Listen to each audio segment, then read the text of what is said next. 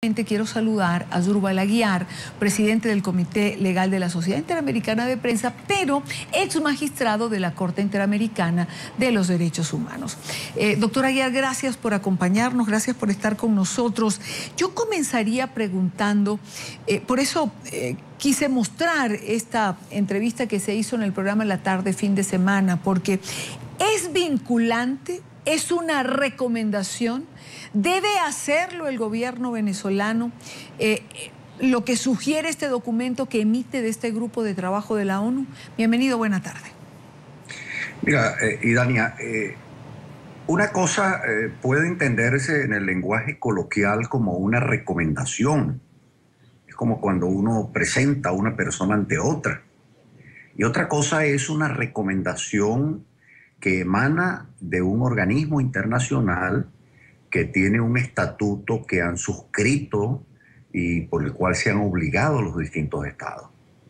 Las relaciones jurídicas internacionales se fundamentan en un principio fundamental, crucial, que es el principio de la buena fe, el cumplimiento de buena fe de los pactos que se han contraído.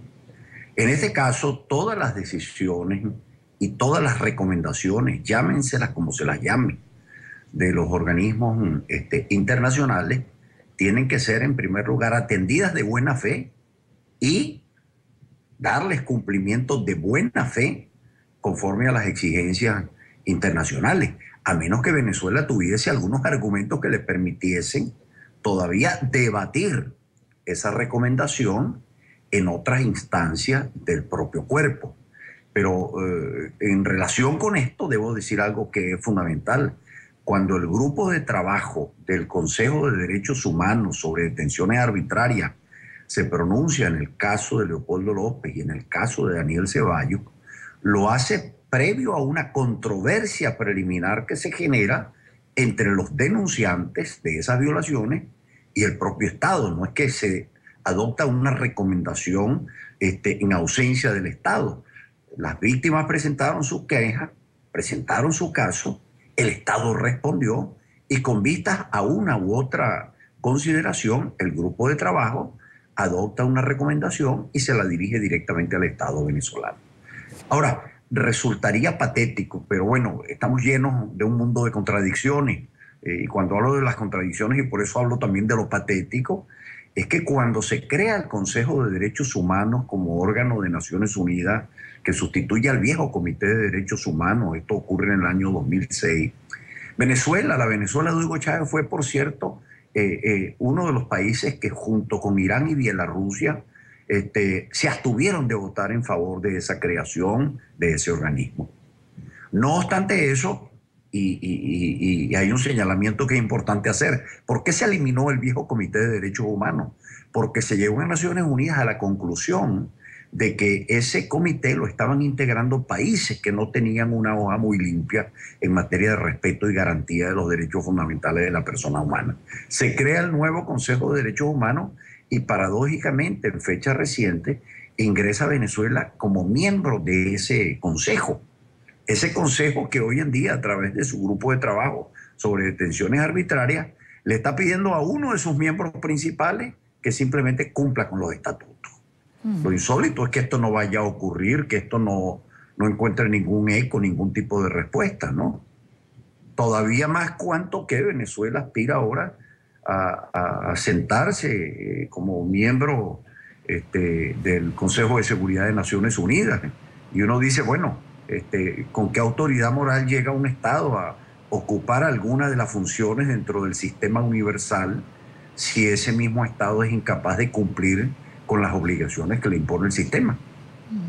Bueno, pero usted lo acaba de decir, doctor Aguiar, o sea, el mundo está lleno de contradicciones. Se elimina un Consejo de Derechos Humanos anterior porque hay países que forman o formaban parte de él que no cumplían precisamente con el respeto a la persona humana. Se crea uno nuevo, pero Venezuela forma parte de él, digamos, produciéndose la violación a los derechos humanos que vimos posterior al 12 de febrero, no acata, no cumple, no atiende esta solicitud y mañana comienza precisamente esa discusión en la que Venezuela aspira a sentarse en el Consejo de Seguridad. Es decir, cómo relacionar todo esto, cómo encontrarle la lógica, porque también habrá una cantidad de países que voten por Venezuela. Es decir, se supone que América Latina ya llegó a un consenso. ¿Me oye, doctor Aguiar? Aló. No me está oyendo.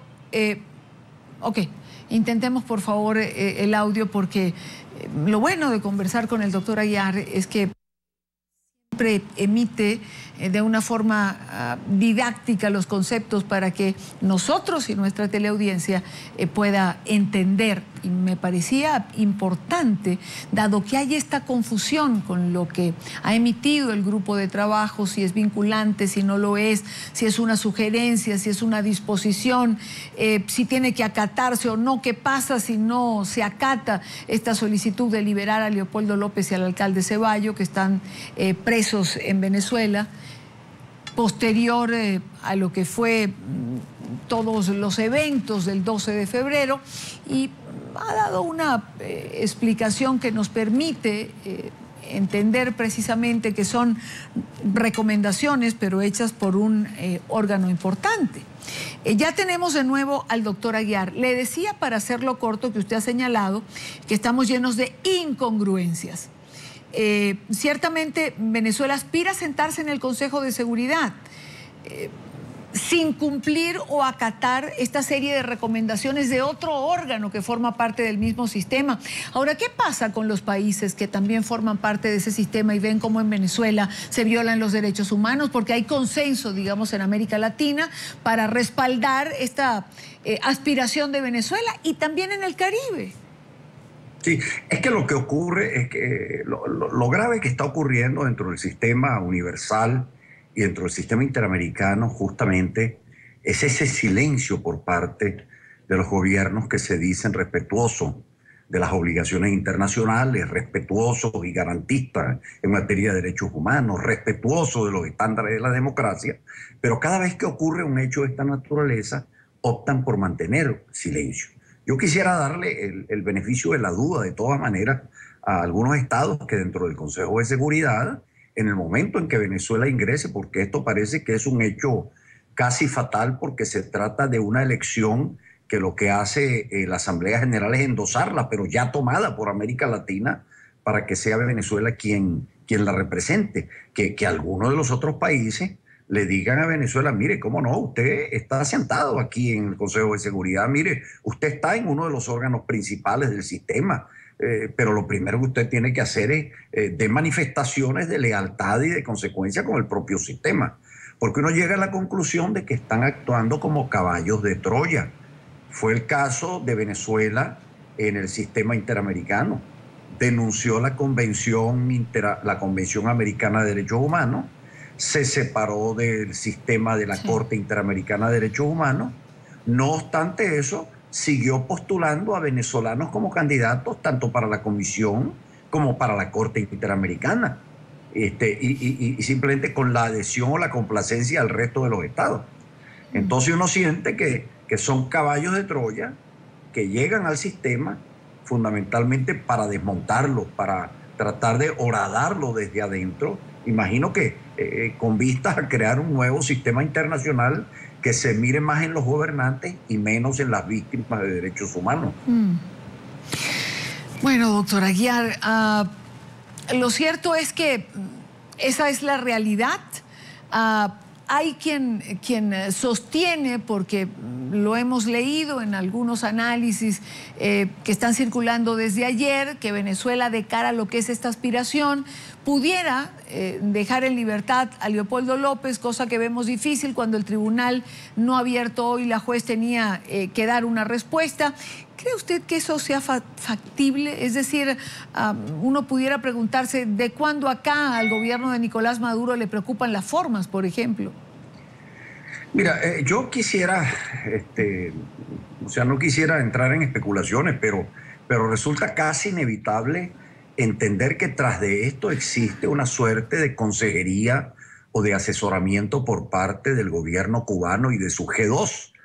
en donde simplemente ellos se rasgan las vestiduras, inclusive con posturas de las más insensatas, difíciles de digerir para la gente en general, pero mientras más le dicen usted tiene un preso político, es como que más lo condenasen al ergástulo o a la cárcel, a someter, a vivir humillaciones. En el caso venezolano hay una cosa que realmente preocupa y llama poderosamente la atención. En el caso de Leopoldo López, ha quedado en evidencia, inclusive en las averiguaciones que se han hecho, las cosas que han salido, en donde efectivamente quienes provocan las muertes a partir de ese día de la juventud, esa masacre que ocurrió a partir de ese día en Venezuela, en donde las víctimas fueron jóvenes, fueron básicamente o actores del gobierno, funcionarios policiales, o miembros de los llamados colectivos armados, que vemos cómo han logrado generarle un gran dolor de cabeza al gobierno, porque los creó